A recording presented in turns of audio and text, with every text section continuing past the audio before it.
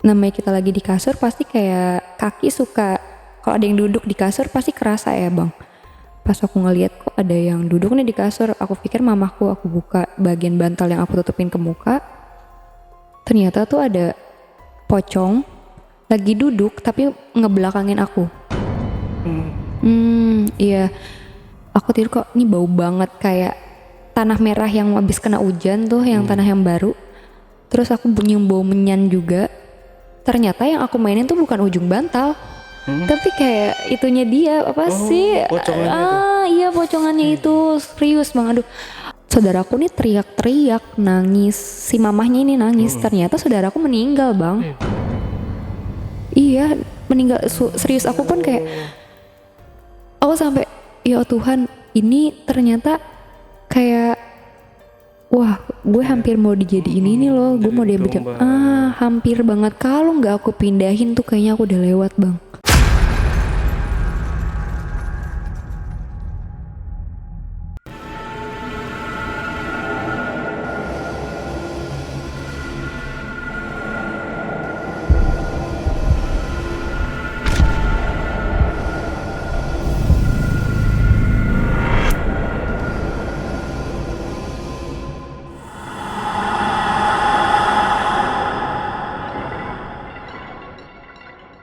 Assalamualaikum warahmatullahi wabarakatuh. Jumpa lagi dengan saya, Ale Jejak Backpacker. Dalam obrolan misteri Jejak Backpacker kali ini, kembali saya menghadirkan seorang narasumber yang pernah mengalami kejadian mistis. Seperti apa kejadian mistis yang dialami oleh narasumber kita pada malam hari ini? Langsung aja kita sapa narasumbernya. Malam Kak Bella.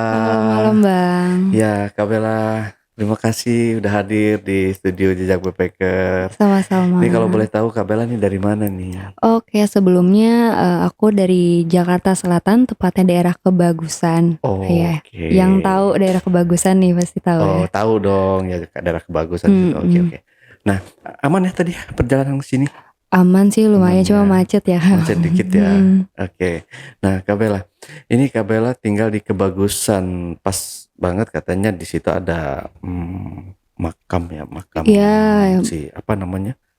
urban legend tuh ya, kuburannya Nyai Bu Bagus. Nyai Bagus tuh atau tuh Bagus Tuh ya. Bagus, Oke. Nah, ini seperti apa kisah atau cerita yang mau Kak Bella ceritain ini nanti? Boleh di-spill sedikit aja dulu kisi-kisinya Kak. Seperti apa tuh? Oke, jadi sebelumnya gini bang, aku mau cerita soal aku pindah sejak kecil sih. Aku pindah ke suatu rumah yang ternyata rumah itu tuh bekas persugihan bang. Oh, yang ditempati sekarang? Iya, sampai sekarang. Oke. Disimpan dulu aja kalau gitu ceritanya Kak Bella. Kita lanjut setelah ini ya.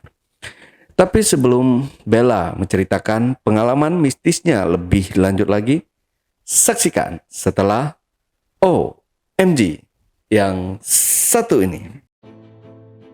Kopi Liong Bulan, nuansa legendaris di mana keunikan rasa dan aroma mengalir dari setiap biji kopi pilihan. Keistimewaan yang dipersembahkan bagi mereka yang menghargai cita rasa terbaik. Gurih dan aroma asli yang khas dibuat dengan sempurna. Kopi Liong Bulan, keajaiban dalam setiap aroma. Oke, Kak Bella aman buat cerita? Aman. Aman ya. Nanti kalau misalkan di tengah-tengah cerita Kak Bella haus, diminum aja. Minumnya ya udah kita oke, Bang. bikinin. Oke, kalau gitu langsung aja Kak Bella silahkan. Oke, jadi sebelumnya tuh sejak kecil aku sering ngerasa diganggu, bukan diganggu sih. Orang tua aku sering cerita kalau misalkan aku tuh sejak kecil tuh kayak suka sibuk dan main sendiri. Rumahku tuh kan bentuknya kayak tingkat 2 gitu Kak. Nah aku sering main di bagian atap rumah, di atas rumah lah, di lantai kedua. Aku tuh selalu sibuk dengan, katanya lah aku punya teman hayalan. Ya aku nggak ngerti ya, maksudnya kayak zaman aku kecil tuh teman kayak apa sih? Pokoknya aku emang ada teman mainku gitu kan. Nah kemudian sekitar aku sekolah, aku sering kena gangguan pertama dari bagian bisikan. Kayak, tapi aku anehnya kok aku bukan dipanggil Bella, aku dipanggilnya Putri. Gak tahu itu, maaf aku merinding nih. Iya, jadi aku tuh dipanggil Putri, dan itu kayak di film-film horor tuh bang, dipanggilnya tuh berkali-kali dari yang kecil begini, Putri, Putri, makin lama kenceng Putri gitu. Dan gak lama langsung sosoknya tuh kayak langsung sekelibetan. Aku langsung nge-freeze.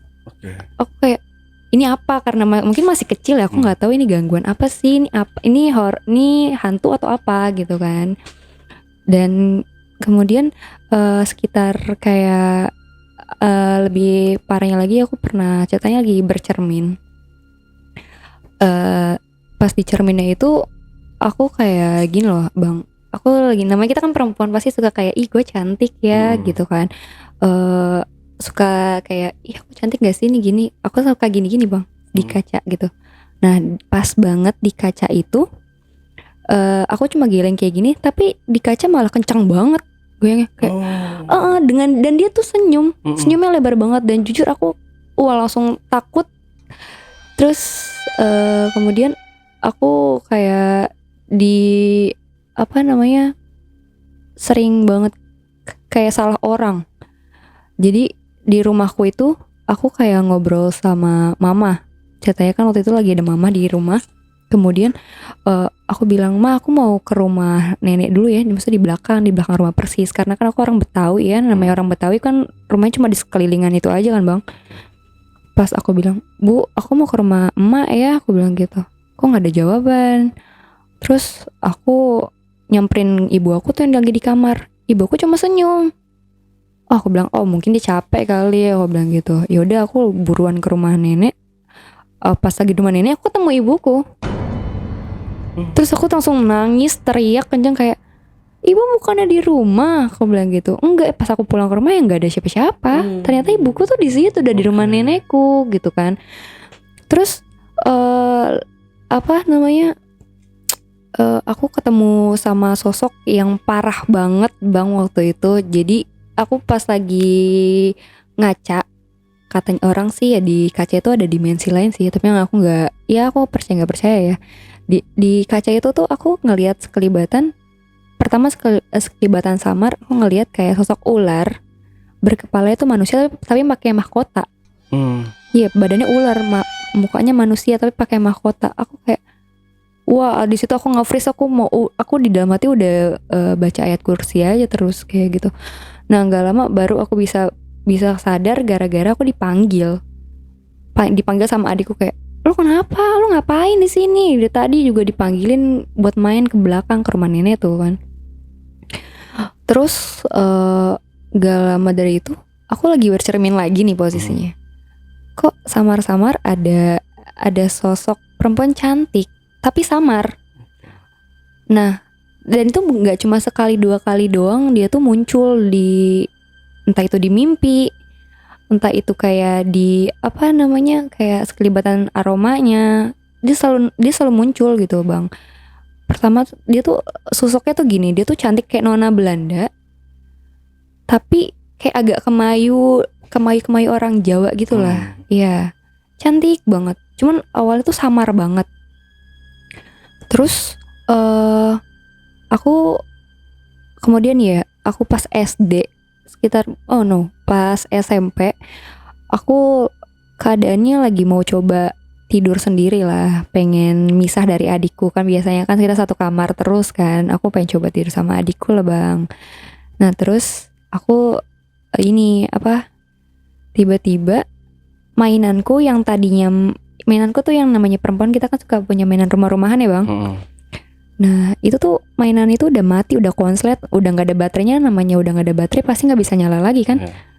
Terus kok anehnya nih, tiba-tiba nyala bunyi tinu kayak bel. Aku ngomong sama ibuku, kok bunyi bu, ngomong gitu. Ibuku bilang, apaan sih, udah tidur aja, katanya gitu kan. Udah gitu pas aku tidur, aku kan suka mainin ujung bantal ya bang, kayak buat kita tidur gitu kan. Pas aku mainin itu, namanya kita lagi di kasur pasti kayak kaki suka, kalau ada yang duduk di kasur pasti kerasa ya bang. pas aku ngeliat kok ada yang duduk nih di kasur, aku pikir mamaku. Aku buka bagian bantal yang aku tutupin ke muka, ternyata tuh ada pocong lagi duduk tapi ngebelakangin aku. Iya. Itu aku ketakutan banget, gemeteran, kayak ini kok kayaknya kasur tuh goyang kencang banget, entah itu jantungku yang berdebar kencang atau nih kasur tuh kayak kencang banget banget itu.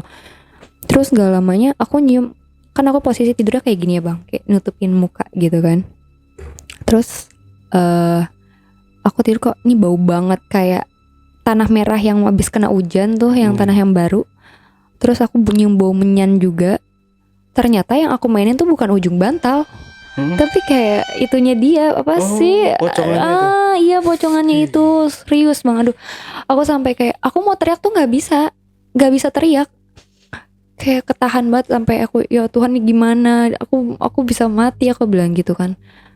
Terus udah gitu aku langsung nggak tahu kenapa aku bisa gerakin badanku, aku langsung lari ke papaku. Tapi papaku ngeliat tuh pas lagi malam itu tuh nggak ada apa-apa, cuma kasur berantakan aja. Padahal aku cuma tidur, cuma nggak ada gerak sana gerak sini. Kok ini kasur bisa sepertinya bisa seacak-acakan itu kan. Besok paginya pas ada pas ayahku ngecek, kok ini kasur tanah merah semua. Jadi tanah merah semua di kasur itu. Padahal emang mau kayak kasihin bawang-bawang, kayak ya pengen inilah dikasih garam buat didoain, kayak semoga nggak ada apa-apa gitu. Nah, abis itu aku kena gangguannya gini juga bang, kayak berkali-kali aku lagi kayak ngeblank gitu, tiba-tiba ada yang pengen ngehantam badanku, kayak tapi susah masuk. Anehnya tuh gitu, susah masuk banget ke badan, kayak duk gitu, kayak ini apa sih, tapi aneh kayak di ngedorong padahal nggak ada apa-apa gitu. Nah abis itu aku tuh lagi tidur. Aku punya adik bayi ya, aku punya adik kecil, masih kecil banget. Dia suka mainan yang kayak balon yang bisa terbang, yang pakai apa tuh, batu. Ya, yang pakai batu itu. Nah batunya dicopotin, otomatis dia kan terbang kan. Tiba-tiba mainan jalan sendiri, dek gitu. Main, iya jalan sendiri gitu. Nah, terus aku bilang, ini apa sih? Nggak lama, aku kan tidur di kamar sendirian ya. Aku ketakutan, aku udah nutup pakai bantal, udah nutup pakai selimut. Terus ada barang jatuh. Terus nggak lama ternyata ada yang ketawain aku. Ternyata di atas lemari, sosoknya itu kuntilanak. Ya mukanya hancur banget. Terus kayak rambutnya tuh menjuntai ke bawah. Dia ketawa kecekikan karena aku ketakutan. Cuma aku merinding banget. Wah, di situ aku kayak, aku mau teriak tuh bener-bener, kenapa ya aku sampai kalau aku bilang kenapa ya setiap kali ngeliat yang hal-hal kayak gitu aku mau teriak pun nggak bisa. Yang di dalam hati cuma ngucap kayak ayat kursi, terus aku nyebutin, tapi pas banget ya ayat kursi selesai udah hilang gitu. Gitu. Terus sering kali aku rep-repan terus. Jadi aku bilang, kok aku kayak gini terus ya, aku rasanya pengen bunuh diri, kayak aneh aja aku begini sih badanku, kayak kok ada aja hal yang ngeganggu aku gitu kan, kayak dan kenapa orangnya aku terus gitu. Aku heran kenapa di keluarga aku kok cuma aku doang sih yang diginiin. Kadang aku di sisi lain ada irinya, kayak kok hidup gue nggak nyaman ya, kayak gitu bang.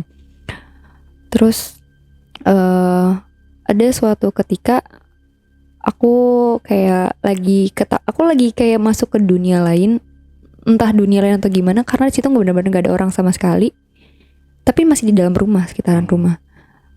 Aku lagi diem sekitaran di sofa, aku lagi duduk diem, terus tiba-tiba di sekeliling aku tuh penuh hantu semua.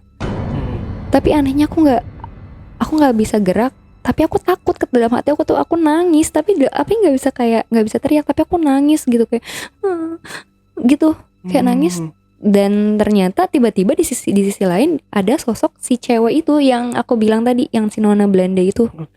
Tiba-tiba ada dia, gak lama ada dia datang, yang lain pergi. Si sosok yang hantu-hantu yang di sekeliling aku tuh pergi. Aku nggak tahu, dan sering kali itu terjadi bang. Sering kali sih, setiap aku lagi diganggu dia datang pergi. Jadi gitu. sorry. Iya. Tadi bilang Nona Belanda, yang sebelumnya belum diceritain tuh yang Nona Belanda. Oh iya. Nah, jadi tuh gini, si Nona Belanda itu apa ya? Dia itu kayak selalu, kenapa aku bisa bilang Nona Belanda? Karena awalnya tuh kayak rambutnya tuh pirang, Bang. Oh. Aku makanya kenapa aku bilang oke. kayak ini Nona Belanda nih, soalnya rambutnya tuh pirang, makanya aku nyebutnya itu. Gitu. Tapi emang sih dari waktu itu aku masih ngeliat samar-samar kan ya, sering abis aku ngeliat itu, kemudian beberapa kali aku sering ketemu dia, ngeliat dia dengan keadaan yang dia pakai apa ya, dia pakai mahkota kecil, terus pakai apa sih dulu tuh namanya, bukan sanggul lah, karena rambutnya agak bergerai, cantik lah, cantik banget, mukanya bule, terus pakai baju kayak orang Jawa gitu, Bang, kayak kemayu banget gitu loh, kayak pakai ya anggun banget. Cuman dia memang diam aja. Tapi nggak lama tuh dia tiba-tiba tuh, pernah di suatu ketika dia lagi ketemu aku di satu ruangan. Entah itu, aku nggak tahu, itu kayaknya mimpi ya. Di mimpi tuh aku lagi di dalam satu ruangan yang gelap banget. Terus dia datang, tapi pelan lama maju, bisikin aku, "Putri jangan kemana-mana ya," ngomong gitu. Sedangkan aku bilang Putri, terus aku langsung kayak make sense. Dulu aku pernah dipanggil Putri, tapi itu bukan nama aku bilang gitu. Putri siapa Putri? Aku bilang gitu. Gak lama aku langsung bangun dari tidur, aku tuh langsung bangun gitu, Bang. Aku masih nanya sama, tapi aku nggak ngomong tuh ke mamaku kayak, ini Putri tuh siapa ya? Aku bilang gitu. Cuman masih aku tutupin aja. Terus aku juga waktu itu nih, kita tutup dulu yang si itu ya, Nona Belanda itu. Waktu itu aku pernah diganggu sama, bukan diganggu sih, tapi aku ngerasanya karena nggak nyaman ya, Bang, jadi aku ngebahasnya bilangnya diganggu ya. Diganggu sama sosok. Jadi aku tuh kayak, aku lagi di sini, tiba-tiba aku pindah tempat. Padahal aku nyatanya aku lagi podcast sama abang nih, tapi aku ntar lagi di rumah atau aku lagi di teras. Tiba-tiba aku blok langsung pindah gitu, Jadi kayak, ih gue tuh ngapain sih? Gue lagi di sini, lagi sama teman-teman gue, lagi pokoknya pindah-pindah tempat. Anehnya tuh kayak pas lagi itu aku langsung nggak sadar. Tapi kalau orang sih ya, Bang, misalkan kayak abang gitu, abang ngelihatnya aku cuma di sini, tapi aku cuma melek gini doang, Bang, nge-freeze. Tapi nyatanya tuh aku lagi di alam lain. Jadi aku di suatu ruangan yang kosong, yang gelap dan dingin. Aku duduk di sofa. Abis itu kok ini sepi banget, gak ada siapa-siapa gitu. Terus di depanku emang ada bangku satu, dan itu bangku kayak besi yang suka digeret bunyi loh, Bang, kayak rek gitu. Nah di situ terus tiba-tiba nggak beberapa lama aku pindah lagi ke sini lagi, kayak di tempat yang sama lagi, kayak tapi kayak jadinya kayak aneh, jadi orang aneh, Bang. Kayak misalkan abang ngobrol sama aku tiba-tiba nge-freeze, tiba-tiba bangun gitu. Nggak tahu, aku juga nggak bisa dibilang mimpi sih, soalnya aku lagi nggak tidur kan. Terus nggak lama aku pindah lagi, kayak diem lagi. Ternyata aku pindah lagi ke ruangan yang sama itu. Tiba-tiba pas lagi aku di ruangan yang gelap dan dingin itu, aku ngeliat kok ada satu perempuan yang persis, yang aku lihat tuh sama persis kayak aku. Terus aku pas lagi nggak lama dia deketin aku ngerasa kayak, kok dia mirip aku ya gitu. Aku bilang, kok dia mirip sama aku, mirip banget dari bajunya, mukanya gitu. Terus dia bisikin aku kayak, ada yang ngikutin kamu, ngomongnya gitu. Dia bilang sama aku, ada yang ngikutin kamu. Terus nggak lamanya aku kayak lagi di ragaku ini, tapi yang ngegerakin badanku bukan aku. Kayak misalkan, kan aku ceritanya aku lagi di kasarnya, aku lagi di sini lah, Bang. Yang di ragaku ini ngobrol sama abang, dan aku nih ngomong gini. Aku beneran aku gitu ya, Bang. Aku ngomong, Bang Ali jangan ngobrol sama dia, itu bukan aku gitu. Dan ternyata yang ngegerakin badanku tuh bukan aku sendiri gitu. Dan ternyata selama aku pas lagi aku make sense-in terus, kayaknya ini aku deh, apa namanya, kayak kembaranku deh, aku mikirnya gitu, Bang. Kayak, tapi kok kenapa jadi itu bertahap, Bang, lama, dan dia selalu bilang kayak, ada yang suka, ada yang dia selalu ngasih tahu aku, ada yang suka sama kamu tapi bukan manusia, maksudnya gitu. Ada yang ngedeketin kamu, ngomong gitu. Terus aku bilang, ini apa sih, kok hidup aku tuh nggak nyaman banget, sampai berkali-kali aku pengen banget bunuh diri bang. Kayak gue pengen ngerasain hidup kayak orang-orang, pengen nyaman. Kok tiba-tiba sering kali aku lagi tidur, tiba-tiba aku ternyata lagi aku nyuci lah, atau aku lagi main, padahal kok gue perasaan lagi tidur gitu, atau gue lagi main HP gitu.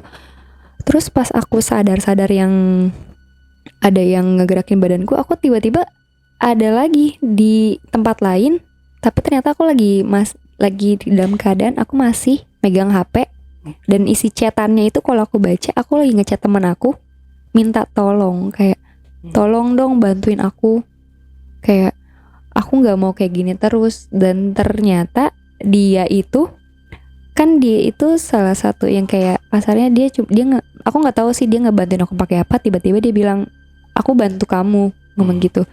Dan ternyata aku bisa balik ke ragaku lagi tadi tuh karena dia yang udah ngebantuin aku lewat chat, karena dia bilang katanya, kok gue ngechat lo tapi lo nggak balas chat gue gitu. Nih jangan-jangan si Bella nih kayak gitu lagi nih bang. Jadi teman aku nih tahu aku sering kayak gitu. Jadi aku suka pindah-pindah, bukan pindah alam sih bahasanya, pindah apa ya, Ke dimensi lain gitu kali ya. ya kayak gitu, sering kayak gitu. Jadi soalnya aku lagi ngobrol, tiba-tiba aku diem gitu. Aneh, kok aku aneh banget hidup aku bilang gitu. Terus sering banget aku kerasukan bang, sampai hampir pengen meninggal. Iya, Kerasukan sampai iya benar, sampai sering pengen meninggal, sama hampir lah. Jadi suatu ketika aku tuh panas tinggi, tapi aku tuh samar-samar, aku sadar aku ngomong, tapi aku nggak tahu kenapa aku ngomong itu. Aku bilang gini, aku mau itu dong, ambilin tolong. Jadi di samping rumahku kan ada kayak besi bambu gitu. Aku pengen besi yang tajam itu. Aku sampai aku bilang, kok gue minta itu ya buat apa? Tapi aku selalu berulang, tapi tidur terus bangun lagi kayak gitu lagi, tidur bangun lagi besi kayak gitu. bambu yang di ujung pagar itu. Iya, yang suka yang buat Iya, takut ada iya. maling kan bang. Iya, iya. Nah ya kayak gitu, besi beling. Aku minta ambil itu, terus kata tanteku, buat apa sih Bel, buat apa gitu. Jangan aneh-aneh gitu. Tapi aku selalu kayak gitu bang, tidur yang kayak aku bilang tadi tuh, kayak pindah gitu bang.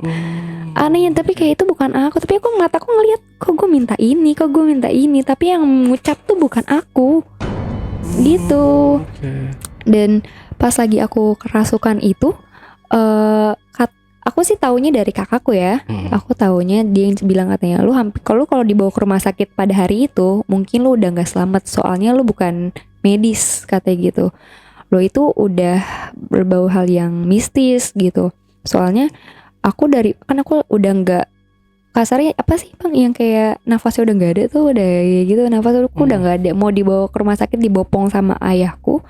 Terus pas itu aku tiba-tiba kebangun, kan kaget dong, karena aku udah nggak ada nafasnya bang. Aku pada kaget, aku langsung lari ke bagian ruang tamu kakekku. Aku dengan keadaan aku ngelihat jalanan orang pada mau sholat Jumat bang. Orang iya, pada bapak-bapak pada mau sholat Jumat ke masjid, karena rumahku dekat masjid kan. Aku ngelihat bapak-bapak pada ke masjid tuh kayak, wah terakhir nih, nggak tahu aku kok tiba-tiba nggak bisa berpikir kayak gitu. Wah terakhir nih gitu. Wah aku pengen nangis ngomongnya. Jadi aku tidur di sofa, terus udah aku ngeblank. Kakakku ceritanya, bukan kakakku doang sih, ibuku, kakekku semua pada cerita kalau misalkan di dalam, aku mau nangis nih bang, di dalam cerita itu, aku lagi tidur, tiba-tiba mataku melotot, terus aku nunjuk mamaku. Aku bilang dia bukan ibuku gitu. Iya, tiba-tiba aku ngomong kayak gitu. Iya, aku pengen nangis ngomongnya. Nah jadi sorry bang. Ya maaf. Ya aku bilang dia bukan ibuku, ngomong gitu kan. Terus kemudian ada pas setiap aku kesurupan itu ya pasti berkali-kali pakai orang pinter ya bang. Cuman orang pinternya itu yang pertama nggak bisa ngadepinnya. Akhirnya pindah ganti di hari yang sama tuh, dipanggil lagi orang pinter berikutnya. Dibilang gini, ibu sini, ini bukan Bella, katanya gitu. Jadi yang bilang itu bukan ibuku ya, karena itu bukan aku yang di situ.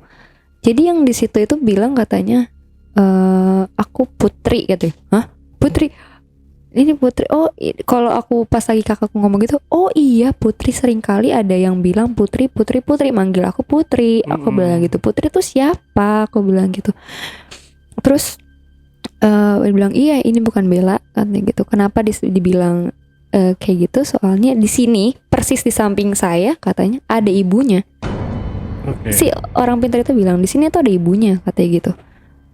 Hah? Pada kaget dong, dan situ aku dalam keadaan belum sadar. Terus ya namanya kita juga bukan anak indigo ya bang, jadi kayak kita nggak tahu sosok apa sih yang sebut ibunya tuh apa gitu kan.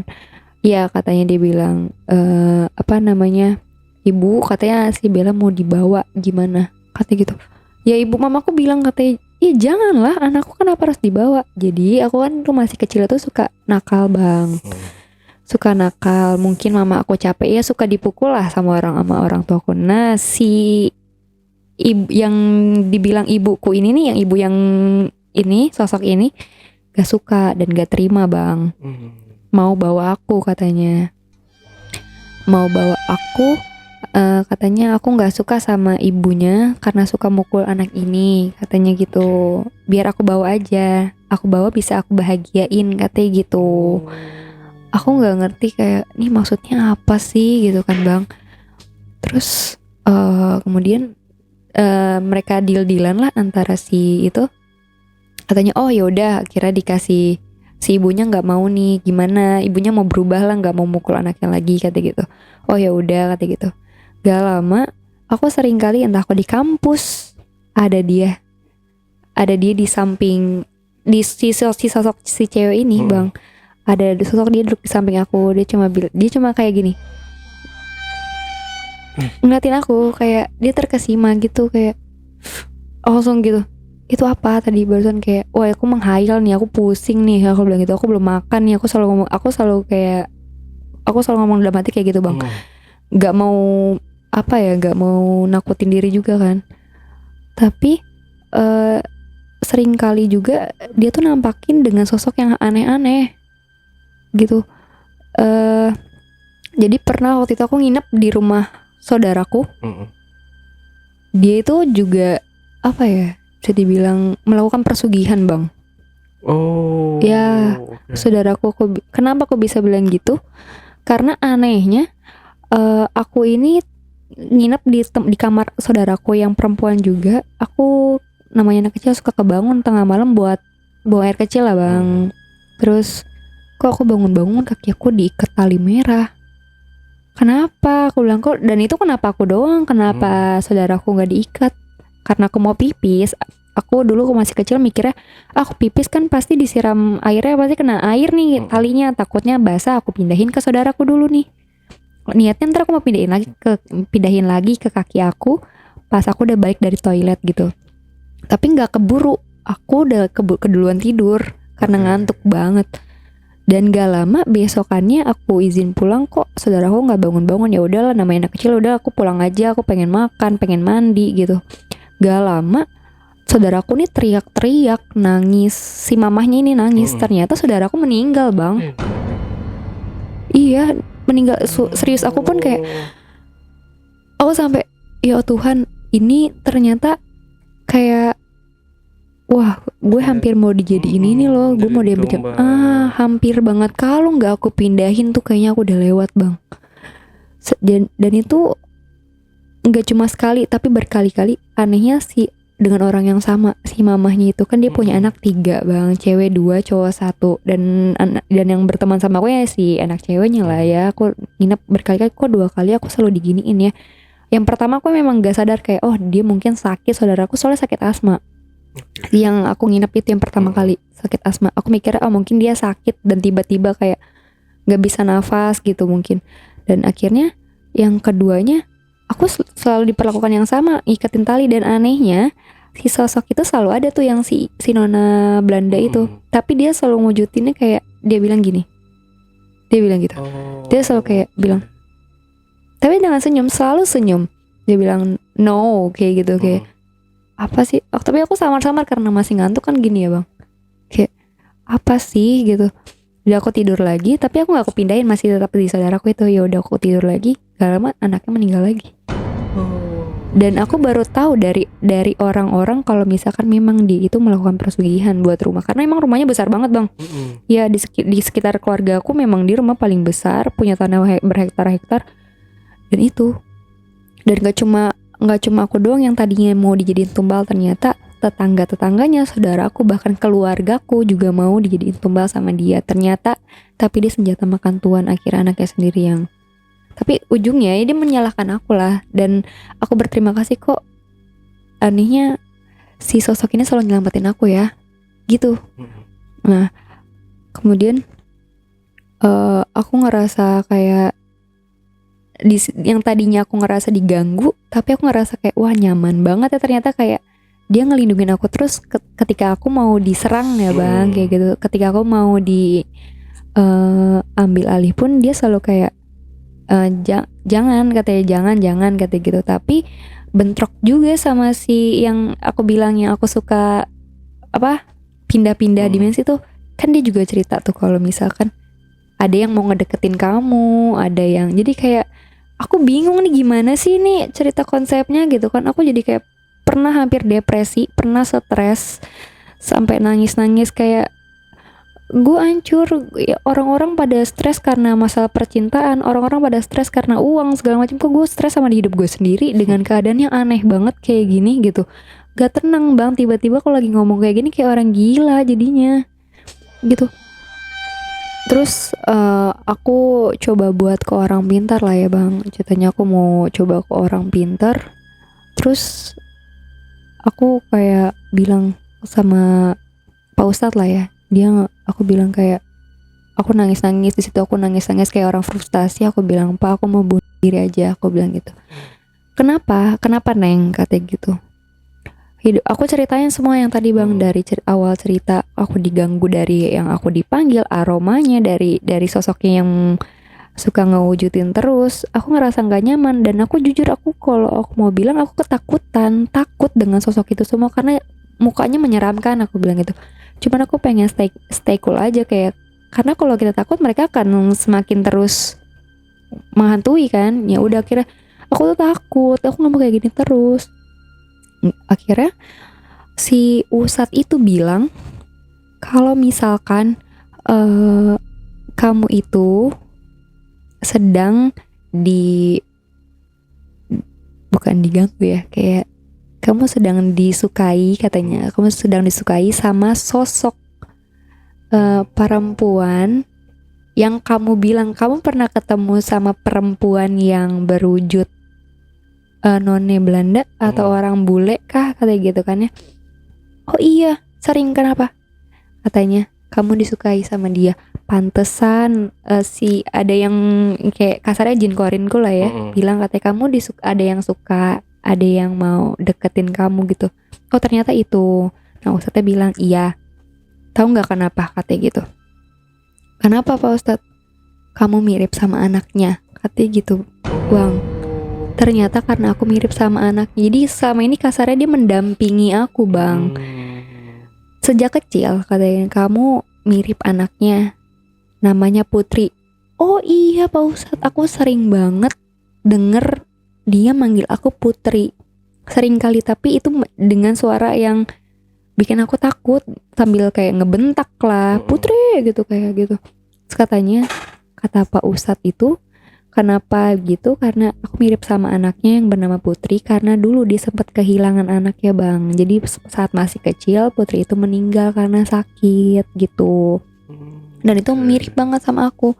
Dan bentrok sama jin korinku. Jin korinku itu mau ngelindungin aku, katanya Ustadz itu gitu bang. Jadi badan aku tuh kayak suka diambil alih karena jin korin aku mau ngelindungin aku dari dia, sedangkan dia mau ngambil aku karena aku mirip anaknya. Jadi aku mau dilindungi lah sama dia gitu. Jadi mereka bentrok lah bang gitu kan.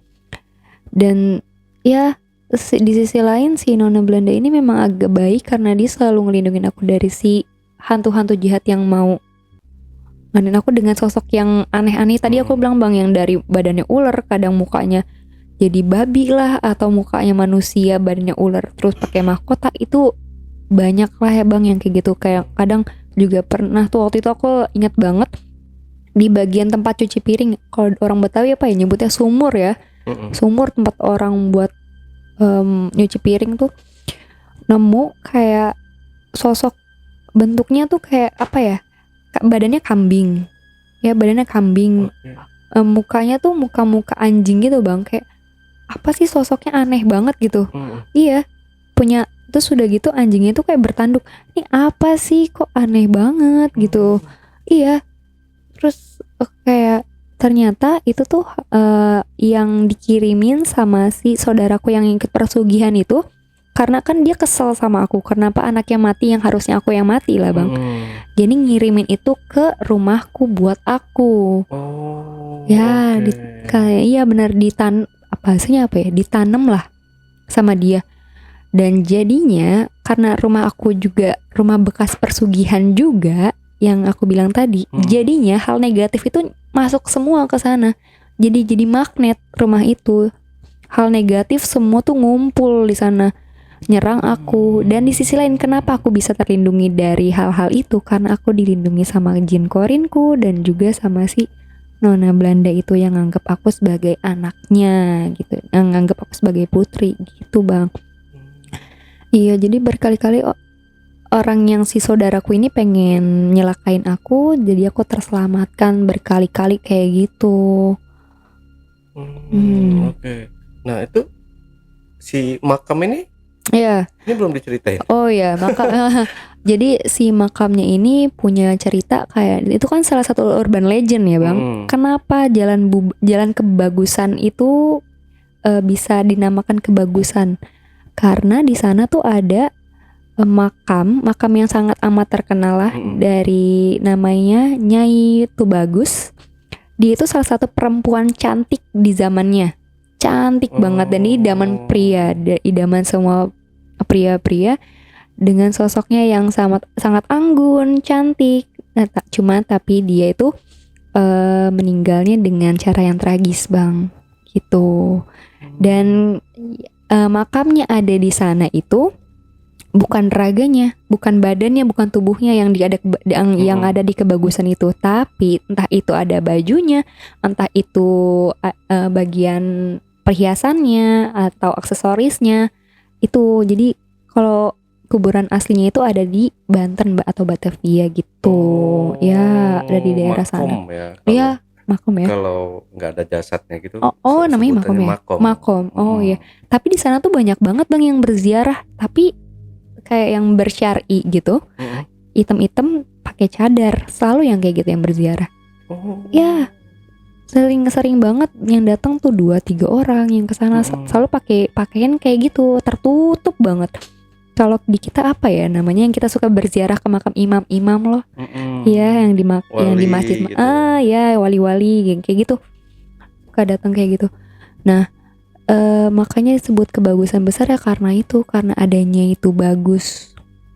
Dan itu ternyata si Nona Belanda yang dibilang sama si Ustadz ini adalah Nyai Tubagus bang. Ya Nyai Tubagus. Wah, aku mau nangis. Dan hebatnya lagi kan aku sempet dipagerin sama Ustadznya, kayak ditanya di ruqyah. Aku tuh batu ya, kayak percaya nggak percaya, kayak ini apa sih ruqyah tuh kayak gimana sih, aku bisa nangkal nih ruqyah, kan biasanya kayak gitu ya.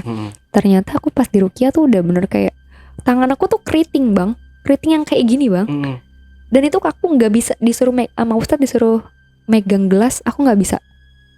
Dan itu kayak aku nggak bisa megang gelas itu, aku nangis karena aku takut patah, tanganku bener-bener real kaku bang, bener banget kayak ini gimana sakit bang. Jadi badan aku tuh kayak kayak yang di film-film. Ya kayak dan itu mataku tuh kayak berubah putih semua, kayak wow, ini kayak ini horor banget sih, aku bilang gitu.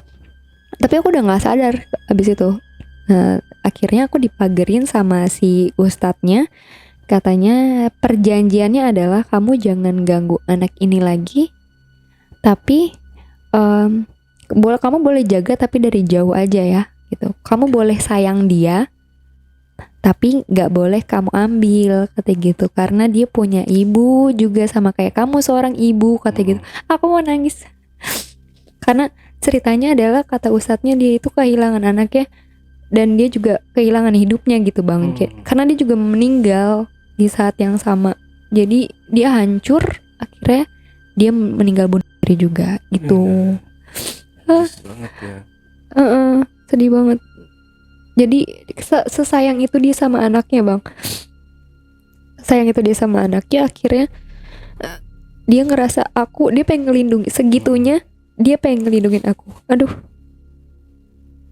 Dan epicnya lagi itu tadi pas lagi aku di jalan mau ke sini, aku ngeliat di kaca apa sih spion mobilnya bang, ada dia di bagian mobil bagian belakangnya. Kayaknya kan aku lagi diantar sama suamiku tuh. Aku ngeliat di spion ada dia di bagian mobil. Terus aku bilang gini, ibu, aku manggil ibu ya bang, karena aku nganggap dia udah jadi ibu. Terus aku bilang, bu, aku mau ke podcast, aku mau ceritain tentang ibu ya. Wah aku merinding. Terus entah dia ada di sini atau enggak, aku minta izin, aku bawain cerita tentang ibu ya bu. Ya aku tadi tuh ngomong gitu. Aku bilang, ibu jangan marah ya, aku bilang gitu, karena aku takut tersinggung. Tapi dia cuma gak lama hilang. Ya, tapi dia masih ikutin aku, cuman udah nampakin, tapi udah nggak itu lagi gitu. Tapi di sisi lain aku sedih bang. Sedihnya kayak kok aku kehilangan dia ya, soalnya kan biasanya dia suka ngelindungin ya bang. Tapi kok dia hilang gitu. Di sisi lain agak sedih sih, karena kehilangan yang biasanya aku ngelihat dia terus, sekarang jadi ngerasa kayak kok yang kebiasaannya itu udah nggak ada lagi ya gitu. Sedih banget sih pas ustadznya cerita kenapa dia segitunya sama aku, sayang banget sama aku, karena dia bilang kamu cantik kayak anak saya, katanya gitu. Dia bilang coba kalau Putri masih ada di seumuran kamu, katanya gitu. Soalnya dia tuh nikah di umur yang si muda ya. Bener bang, bener kayak dia bilang gitu. Dia dibilangnya sih Putri meninggal di umur yang seaku kayak pas lagi aku remaja waktu itu. Ngomongnya gitu sih. Wah, aku sedih banget pas Ustadznya bilang gitu, karena aku ngerasa sekarang aku jadi seorang ibu yang bagaimana aku sesayang itu sama anakku, dan kasarnya aku bisa rela mati untuk anakku juga gitu. Makanya sampai aku bilang yang ternyata yang ada buat aku adalah si-nya itu bagus, si urban legend yang sangat amat yang diagung-agungkan sama orang-orang lain lah gitu.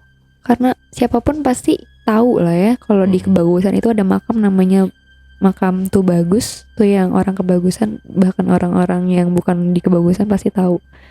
Itu salah satu urban legend. Berarti jarak dari rumah ke makam itu deket banget bang, cuma tinggal jalan kaki aja bang, cuma berapa langkah doang. Sedekat itu. Beda berapa nih rumahku nih kuburannya di sebelah sininya, di sampingnya. Ini rumahku jalan dikit sampingnya. Deket banget ya. Banget itu. Tapi kalau untuk kayak menziarahi gitu pernah enggak sih ya? Biasa aja ya. Biasa aja, tapi yang berziarah ya itu yang tadi aku bilang, yang pakai baju syar'i, yang pakai yang apa sih, yang benar-benar cadar, ya pakai kayak gitu. Dan itu cuma segelintiran orang, nggak banyak, tapi itu berkali-kali gitu, sering banget yang datang sih kayak gitu. Mungkin mereka pikir masih di sana dikuburkan ada pakai jasadnya. Mungkin ya. Jadi minta apa ya? Mungkin mereka itu minta karomah lah. Banyak yang kayak gitu ya. Iya. Banyak yang kayak gitu. Padahal kan kalau kita ziarah kan aslinya mendoakan. Benar, ya. Mendoakan orang yang ada di dalam kuburan itu. Benar, bukan kita minta sesuatu gitu. Iya benar. Minta sesuatu itu kan pastinya hanya kepada Allah ya, hanya kepada Tuhan gitu.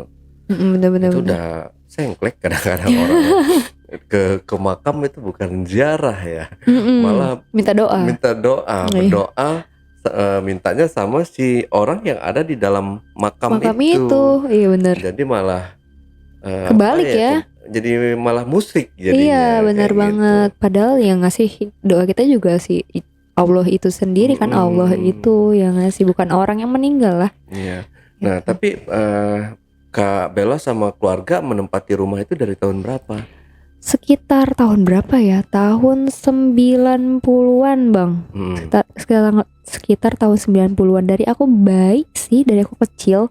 Dan aku tahu rumah itu bekas persugihan ya karena si Pak Ustadz itu ngasih tahu. Pak Ustadz bilang katanya, kenapa kamu diganggu dan kenapa dia semakin intens ngasih lihat ke dirinya ke kamu, karena dia mau melindungi kamu dari sosok-sosok yang ingin mengganggu kamu dan membunuh, apa ya, bahasa bukan membunuh ya, apa ya bang, yang ingin kamu mati, ngomong gitulah. Dia yang ngelindungi kamu, makanya dia ngasih wujud yang tadinya samar, yang tadinya cuma suara, cuma aroma, tapi dia ngasih lihat wujud karena dia pengen ngelindungi. Karena kata Ustadz berkali-kali, ada orang yang pengen kamu mati, kamu akan jadi tumbalnya. Kenapa? Dan bahkan karena rumah itu jadi yang tadi tempat persugihan, jadinya hal negatif semua masuk di situ, di rumah itu. Jadi banyak dari yang hewan yang aneh-aneh, yang kayak hewan ular berkepala manusia, dari pocong, kuntilanak, dari aku belum menceritain bang. Waktu itu ada wujud anak kecil badannya hitam, pokoknya mukanya hitam tapi kupingnya caplang sampai menjulur ke bawah, lidahnya panjang banget, botak tapi dia. Nah itu yang aku ngeliat, dan itu dia jalannya cepet banget. Aku pikir tuyul, tapi kan tuyul kayaknya nggak se ekstrim itu ya jalannya, kayak jalannya kenceng banget bang. Tapi dia kayak hi gitu, suara gitu. Ya bisa jadi sih. Iya juga ya. Kita kan belum pernah. Iya benar juga sih. Iya. Hanya ngelihat hanya Iya. didengar ceritain orang bentuknya. Iya sih. Gitu. Bisa jadi ya tuyul ya. Kalau di TV kan pakai Pampers ya. Pampers popok. Iya, popok botak itu putih gitu, celepuk gitu. Emang ada di dunia gaibnya? Nggak tahu. Pampers orang jualan. Enggak juga ya. Iya benar. Nah aku ngeliatnya gitu. Jadi kayak sosok anak kecil hitam, botak, hitamnya hitam kayak hitam gosong gitu bang, nggak hitam yang coklat gitu, gosong. Terus kupingnya panjang menjuntai ke bawah, sama lidahnya panjang kayak milet gitu. Tapi dia selalu jalannya kayak gitu, suaranya selalu gitu. Serius. Oke, ini kenapa dia mondar-mandir. Tapi aku cuma gini doang bang, kayak gini, nggak bisa gerak. Setiap kali aku ngelihat hal-hal itu, aku nggak bisa bergerak sama sekali gitu. Dan itu kan aku bilang, si Nyai itu selalu muncul ketika aku dihadapkan dengan hal-hal yang ingin mengganggu aku. Dia selalu datang gitu. Dan ketika dia datang semua hilang gitu. Dan gak lama dia pergi, cuma dia senyum doang kayak gitu, udah.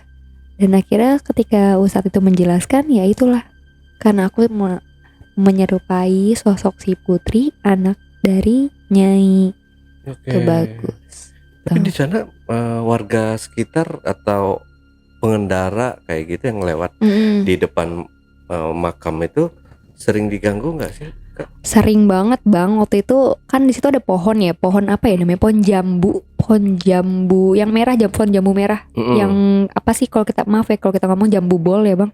Jambu bol, iya betul. Yang merah itu kan.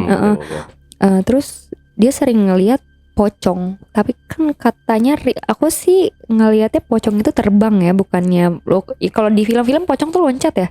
Tapi nyatanya pocong itu tuh terbang loh bang. Pocong itu nggak loncat, dia terbang zoom gitu. Dan itu banyak yang ngelihat pun sama dia. Tapi kalau orang-orang melihat tuh ya, di sekitaran makam itu, si pocong itu cuma berdiri. Tapi nggak lama itu banyak banget kejadian kecelakaan di situ. Itu rawan banget kecelakaan di depan makam itu. Jadi itu kan posisi tidur ya, sering gubruk. Padahal nggak ada apa-apa, kan juga posisi tidurnya juga gede, kelihatan. Nggak mungkin nggak ngelihat. Tapi mereka bilang katanya nggak tahu, aku ngelihat ada yang jalan, aku ngelihat ada yang nyebrang, nenek-nenek, aku ngelihat ada pokoknya mereka banyak lah ngelihat sosoknya gitu. Terus apa namanya, dan kejadiannya pernah waktu itu ada yang meninggal pas lagi diganggu kayak gitu ada yang sampai kecelakaan. Mentalnya lucunya tuh mentalnya ke makam itu. Itu cowok ya bang. Itu dia mungkin ngebut atau gimana aku nggak tahu. Itu kan ada polisi tidur depan makam. Dia entah itu ngebut kencang banget, tapi anehnya yang namanya orang ngebut pasti kelemparnya entah itu ke depan atau agak nyerong apa gimana, tapi ini posisinya persis jadi mentalnya ke samping, gitu ke pantul, kayak keambil ketarik ke daerah makam itu, nggak tahu kenapa, kok bisa akhirnya nggak lama dia meninggal, entah itu kebentur atau apa meninggal, dan itu gentayangan hantunya si yang meninggal itu, gentayangan. Itu sumpah itu serem banget, dan itu sering kali, bahkan sampai detik ini sering banget jadian kecelakaan di situ. Anehnya padahal udah ada lampu, udah ada penerangan, udah itu nggak horor, maksudnya kayak nggak horor kayak yang di cerita-cerita film-film kan, yang sampai gelap banget, enggak bang. Tapi anehnya kenapa ya sampai separah itu, jadi rawan banget kecelakaan gitu. Aku pun nggak tahu gitu. Oh berarti di situ cuma satu-satunya makam atau ada satu-satunya makam? Gak ada lagi, bukan kober itu bang. Bukan kayak makam wakaf keluarga tuh enggak. Satu doang, cuma itu. Makam tuh bagus kayak itu.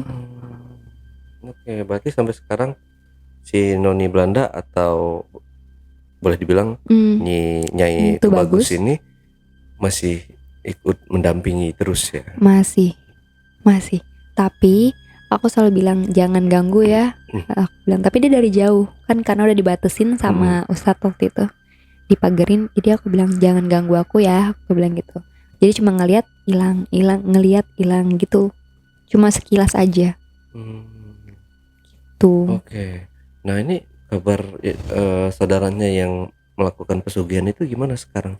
Yang aku nggak tahu sih bang keadaannya kayak gimana, soalnya setahu aku dia udah nggak di situ lagi.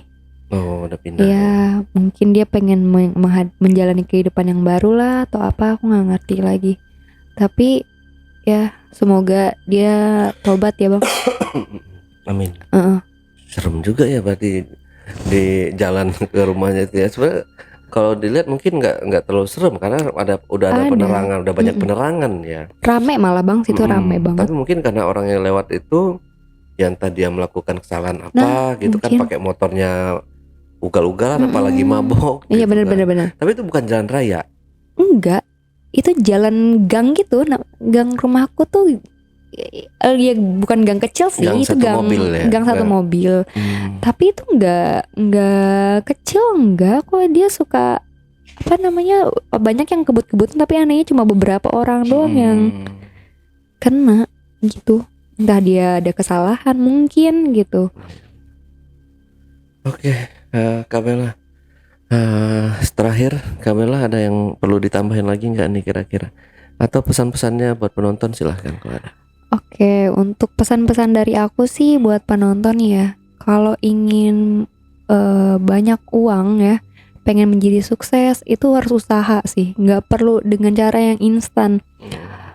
Kayak kalau dengan cara yang instan pasti hilangnya juga cepet gitu.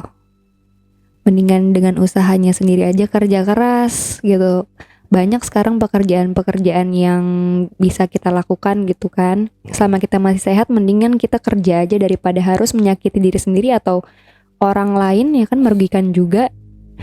Ya, daripada melakukan persugihan apalagi, mendingan jadi diri yang lebih baik aja gitu. Oke, terima kasih Kak Bella. Oke, J-Packers, setelah tadi obrolan misteri jejak backpacker bersama narasumber kita Kak Bella. Jangan lupa untuk selalu support channel YouTube Jejak Backpacker, subscribe, like, komen, dan share sebanyak-banyaknya video-video YouTube Jejak Backpacker. Buat teman-teman juga yang punya pengalaman menarik dan ingin bercerita langsung di studio Jejak Backpacker, teman-teman dapat menghubungi admin melalui nomor WhatsApp di 0858 47683 atau di 0852 1234 5683. Wassalamualaikum warahmatullahi wabarakatuh. Oke Kak Bella, terima kasih buat waktunya. Banyak, Bang. Keren loh ceritanya. Tapi dari tadi nggak minum-minum Kak Bella. Nggak haus Kak. Nggak lancar. Takut ke distraksi. Sampai jumpa.